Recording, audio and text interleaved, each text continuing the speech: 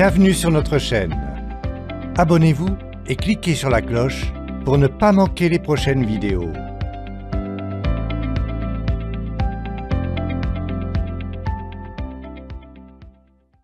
Que devriez-vous commencer à faire ou arrêter de faire? Si vous souhaitez retrouver une excellente santé et la grande forme, comment devriez-vous planifier chacune de vos journées depuis l'instant où vous vous levez le matin? Si vous avez pour objectif d'avoir une famille heureuse ou de trouver une relation merveilleuse, listez tout ce que vous pourriez faire pour réaliser vos souhaits. Demandez aux personnes qui comptent pour vous ce que vous pourriez faire davantage ou moins afin d'améliorer vos rapports avec elles. Qu'est-ce qu'elles aimeraient vous voir commencer à faire ou cesser de faire pour les rendre plus heureuses? De bons choix et de meilleures décisions. La vie entière est une suite de choix et de décisions. La qualité des choix que vous avez faits et des décisions que vous avez prises par le passé détermine en grande partie la qualité de votre vie actuelle. Les choix que vous faites et les décisions que vous prenez aujourd'hui détermineront la qualité de votre vie à venir, surtout dans les domaines qui comptent le plus dans votre réussite quand il s'agit d'atteindre vos objectifs et votre destination. Votre choix d'un certain emploi, d'une certaine entreprise pour laquelle travailler ou d'une entreprise à démarrer est susceptible de changer la direction de votre vie et votre destinée du tout au tout. Vous devez donc prendre suffisamment de temps pour réfléchir à votre choix et vous sentir suffisamment à l'aise par rapport à lui avant de prendre une décision finale. Parmi les concepts que nous enseignons dans nos programmes de mentorat avancé, il y a l'idée d'un taux horaire. Nous demandons à tous nos clients de diviser leur revenu annuel par 2000, à savoir le nombre approximatif d'heures par année qu'un cadre ou un chef d'entreprise travaille. Le quotient de cette division leur indique leur taux horaire. Par exemple, si vous gagnez 50 000 $ par an et que vous divisez cette somme par 2000, vous obtiendrez un taux de 25 $ l'heure.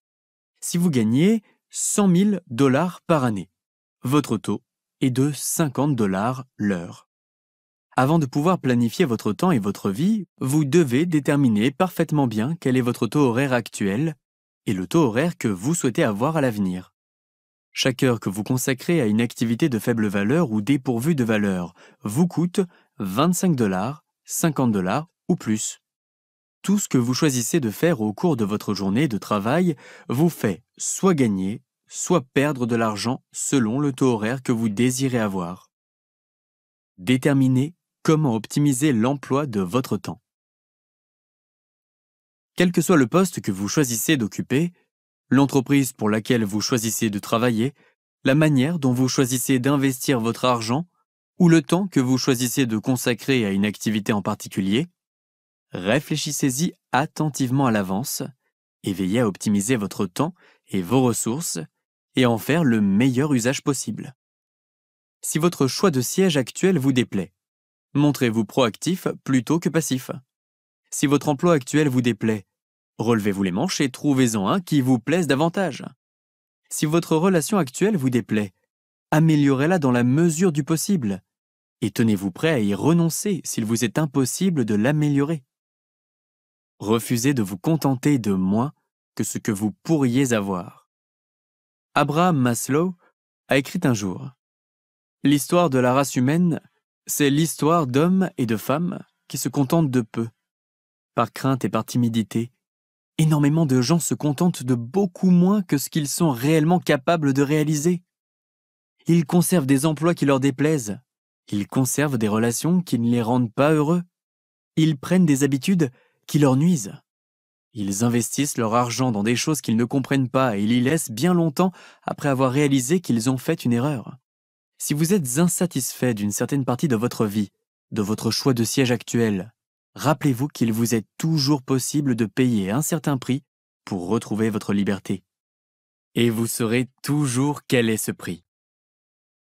Demandez ce que vous souhaitez avoir. En affaires et dans votre vie privée, rappelez-vous que toute condition vous étant offerte relève de la décision d'une personne et que quelqu'un d'autre peut donc la changer. Qu'il s'agisse d'un salaire et de conditions de travail, des clauses d'un contrat, du prix de produits ou de services, des tarifs de location de bureaux ou d'équipements, de conditions d'emprunt bancaire ou de marge de crédit, Si quoi que ce soit vous rend malheureux, n'hésitez pas à demander autre chose. Rappelez-vous que, avant de demander, la réponse est toujours non. Si après avoir fait votre demande, la réponse est encore non, vous n'aurez perdu que quelques secondes de votre vie. Toutefois, si la réponse est oui, cela pourrait changer votre avenir au grand complet. Vous connaissez le vieux dicton, qui ne risque rien à rien. Par ailleurs, la Bible dit « Vous ne recevez pas parce que vous ne demandez pas. Ne craignez jamais de demander. » Ratissez large. En matière d'idées, la règle est la suivante. La qualité est fonction de la quantité. Cela veut dire que plus nombreux seront les moyens que vous considérerez pour atteindre votre objectif avant d'entreprendre votre voyage, meilleur sera le choix que vous ferez. Ratissez large. Ne vous entichez pas de la première idée qui vous traverse l'esprit. Vous devez continuellement vous rappeler que les émotions faussent les évaluations. Cela signifie que plus un certain plan d'action suscitera vos émotions au commencement, moins vous serez en mesure de prendre les meilleures décisions et de déterminer le meilleur moyen pour vous d'atteindre votre destination. Devenez votre propre conseiller.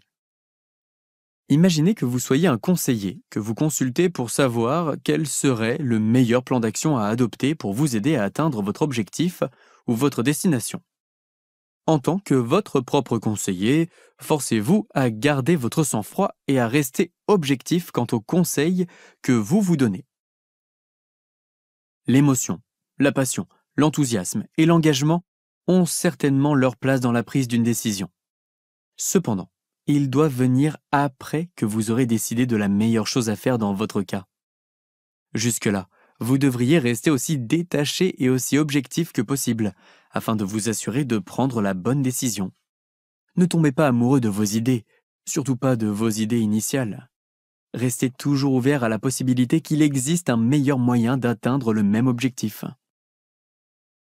Le fondement de la richesse.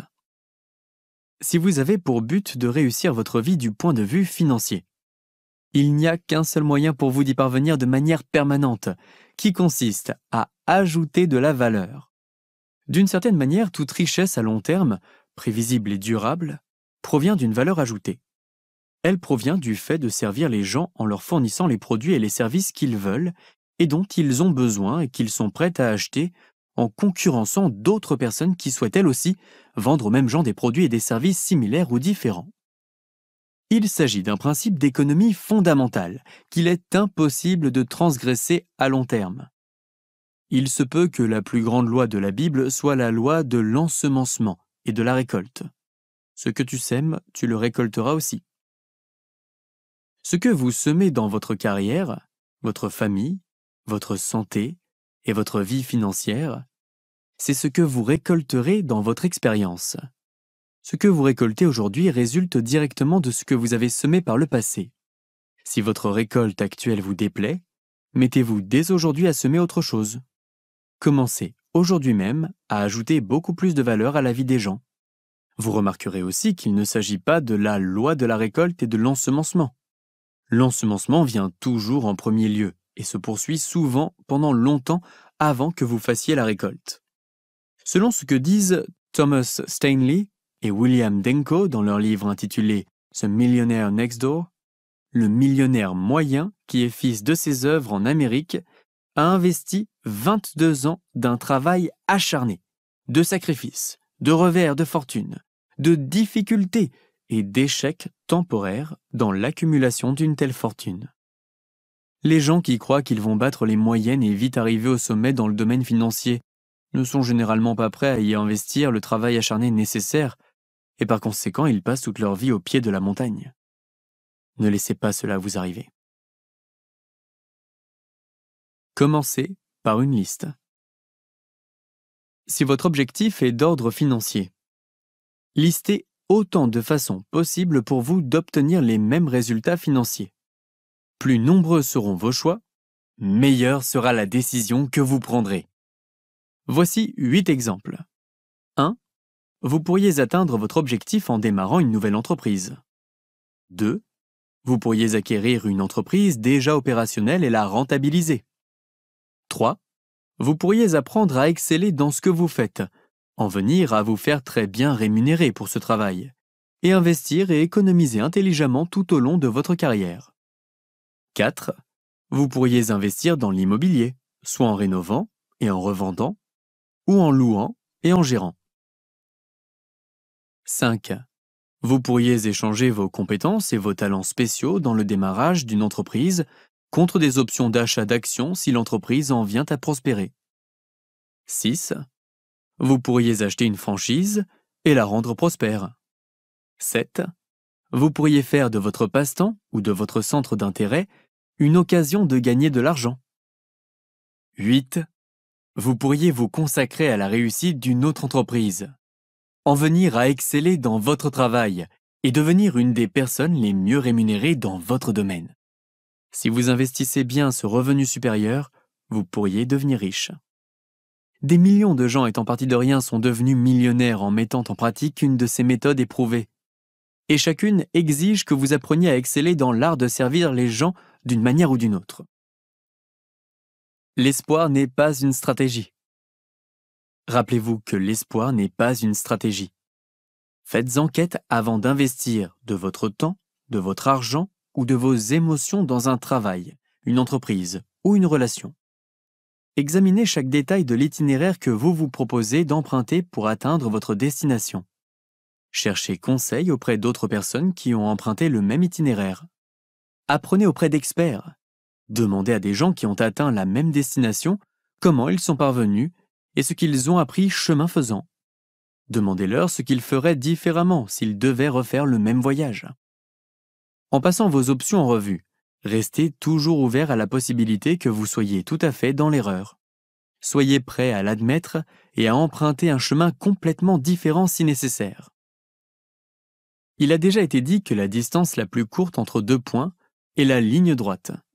C'est peut-être vrai ou pas quand il s'agit de vous rendre de là où vous vous trouvez à vos objectifs. Il arrive qu'une méthode, un peu détournée, constitue un moyen plus rapide pour parvenir à vos fins. De nos jours, beaucoup de gens sont conscients que la réalisation de leurs objectifs financiers exige qu'ils accroissent leurs connaissances et leurs compétences. Ils s'inscrivent dans des collèges communautaires. Ils cherchent à obtenir des diplômes en faisant des études par correspondance. Ils suivent des cours et des séminaires, et ils dévorent des livres relevant de leur domaine. Ils cultivent et fertilisent le sol de leur vie afin de pouvoir un jour faire une plus grande récolte. Votre capacité de réflexion. Quand il s'agit d'atteindre vos objectifs et votre destination, l'atout le plus précieux que vous possédiez dans la vie, c'est votre esprit.